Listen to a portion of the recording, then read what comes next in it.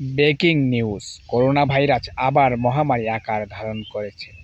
অচিনপুর থানার অচেনা গ্রামের অজানা ১০ জন আহত ও ১০ জন নিহত হয়েছে জানা গেছে করোনা ভাইরাস সংক্রমণের কারণে।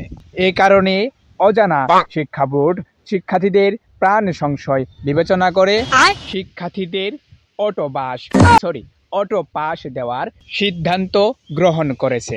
বাবা, খবরটা শুনে তো বুঝলাই, তাহলে আমার একটা পরীক্ষার আগেই ফোন কিনে দিও। আর এ প্লাস তো পাবোই, মিষ্টির টাকাটা রেডি রাখ। আবার পরীক্ষা হলে তো খবরে যা ভুল করেছিল ওইটাই।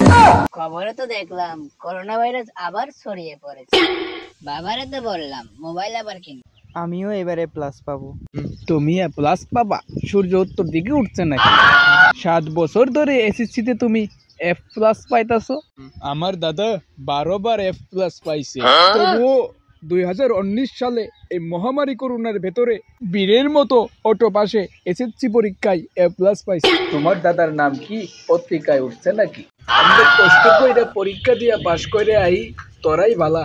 পিএসসিও অটো পাস পাইলি, জিএসসিও অটো পাস পাইছস, এসএসসিও অটো পাস পাইবি। দোয়া করি ইন্টারও পাইস।